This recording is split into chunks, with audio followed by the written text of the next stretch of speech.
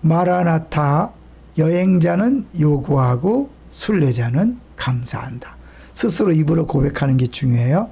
여행자는 요구하고 순례자는 감사한다. 처음은 물로 포도주를, 마지막은 피를 포도주로. 왜 이런 제목을 잡았는지 수요 심야 기도에 참여하신 분은 짐작하실 거예요. 전우신김이라고 교육전사님 5분이 수요일마다 이제 표적에 대해 설교하는데, 어제 그제 수요일 날은 우리 김재경 전사님이 예수님의 첫 번째 표적인 물로 포도주를 만드는 기적에 대해서 설교하는 걸 들으면서 은혜를 많이 받았어요. 그리고 설교 듣고 기도하는데 갑자기 생각난 거 있죠. 그건 뭐냐면 예수님이 처음 기적을 물로 포도주를 만드는 그런 표적으로 행하셨다면 마지막에는 성찬식을 하면서 자신의 피를 이 포도주로 비유했잖아요. 그래서 포도주를 나눠주면서 언약의 피다. 그러니까 처음과 끝을 포도주로 그렇게 장식하는 것도 의미가 있겠다. 그리고 묵상하는 중에 제가 오늘은 이 말씀을 함께 나눠야 되겠다 생각했죠.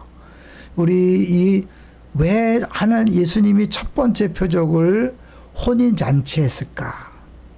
또 물로 포도주를 만드는 표적을 행했을까? 궁극적으로 예수님이 하신 일은 다 의미가 있는 거죠. 이제 그런 의미에서 예수님께서 먼저 이 혼인잔치를 처음에 그 표적의 장소로 쓴 것은 의미가 있는 거죠. 청년이 처녀와 결혼하는 같이 내 아들들이 너를 취하겠고 신랑이 신부를 기뻐한 같이 내 하나님이 너를 기뻐하시리라.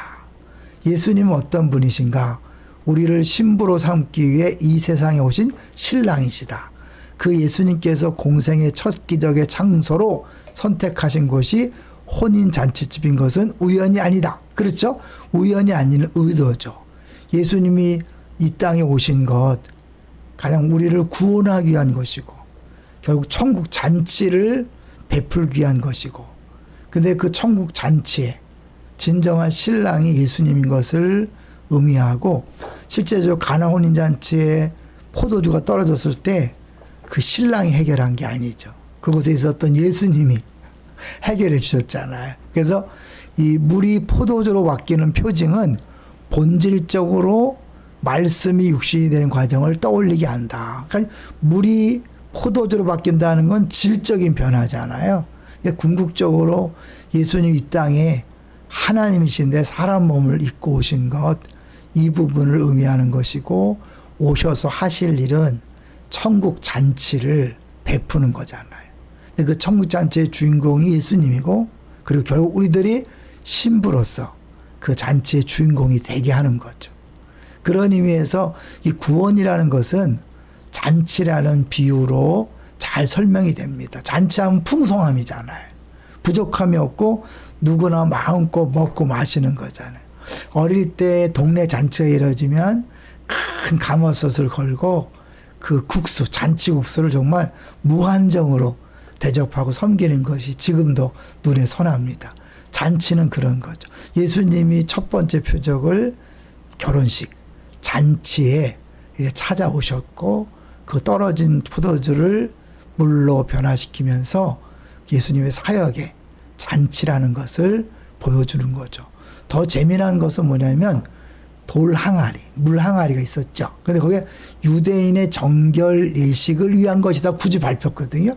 그 말은 뭐냐면 사실 예수님 오셔서 하시는 사역이 뭐예요? 죄를 깨끗하게 하는 거잖아요. 이제 그런 면에서 예수님께서 이제 그것을 행하신 것도 또 본인의 사역과 연관이 있는 거죠.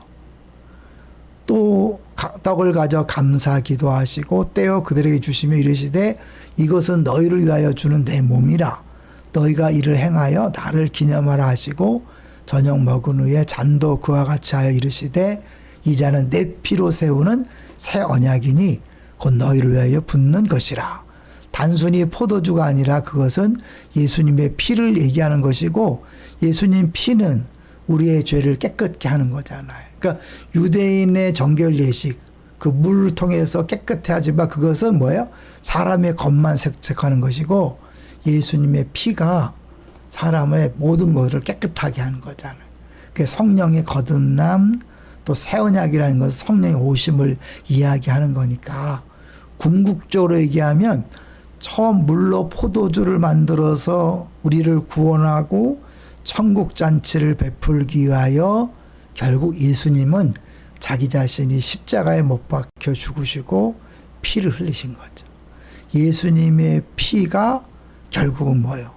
물로 포도주를 만드는 기적을 완성시키는 거죠. 포도주로 시작해서 포도주로 마쳤는데 결국 예수님께서 우리를 위하여 이 땅에 오셨고 우리를 위하여 죽으셨고 피를 흘리셨고 그래서 이제 모든 죄를 깨끗이 하셨고 죽을 수밖에 없는 죄인을 신부 삼아서 우리와 이제 함께 신랑 신부가 되어서 혼인잔치를 이루시는 것을 보여주고자 하는 거죠. 이 19세기에 영국의 유명한 바이런이란 분이 있죠. 유명한 얘기인데 이분이 캠브리지 대학교 3학년 재학 중일 때 신학 과목 학기말 고사를 봤대요. 근데 그때 논술 시험으로 가나 혼인잔치에 대하여 논하시오. 그랬대. 이 시인이니까 그 처음부터 재질이 있었나 봐요. 답안지에다 딱 한 문장만 쓰고 나왔다 그러죠. 물이 자기의 창조주를 보고 그 얼굴을 붉혔도다. 이 한 문장으로 최고점을 했다는 거죠. 물이 자기의 창조자를 보고. 사실 이 표적을 보고 제자들이 예수님을 믿었다 그랬죠. 이거는 결국 그 유대인들이 생각하는 표적이 늘 있었던 거예요. 예전에 모세가 나일 강물을 피로 변하게 할 때 그것이 하나님 보내신 증거였잖아요. 유대인들에게는 그런 기억이 있죠. 그래서 이 물로 포도주를 바꾸시는 것은 유대인들이 원했던 하나님이 보내신 사람의 표징이 된 거죠. 그래서 모세는 강물을 피로 만들었고 예수님 물을 포도주로 만들었는데 결국 그 모든 기적의 징표는 표적은 예수님의 십자가 죽음인 거죠.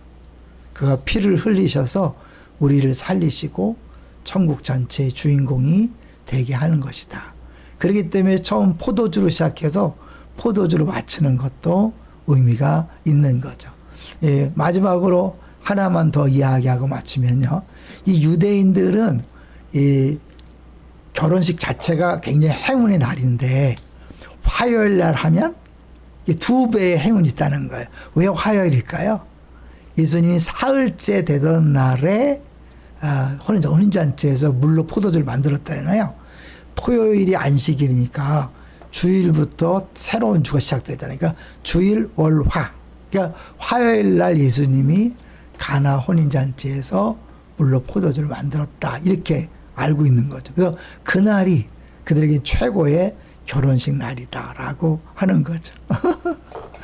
우리는 뭐 그렇게까지 하지 않지만 성찬식을 할 때마다 예수님께서 이 땅에 오셔서 가나 혼인잔치에서 물로 포도주를 만드신 기적을 생각하고 마지막 선창식에서 포도주를 주시면서 내 피로 세우신 새 언약의 피다라는 것들을 이렇게 말씀하셨잖아요. 우리도 그걸 기억하면서 앞으로는 성찬식이 더 풍성한 은혜가 임하는 그런 예식이 되기를 주의 이름으로 축원합니다. 할렐루야.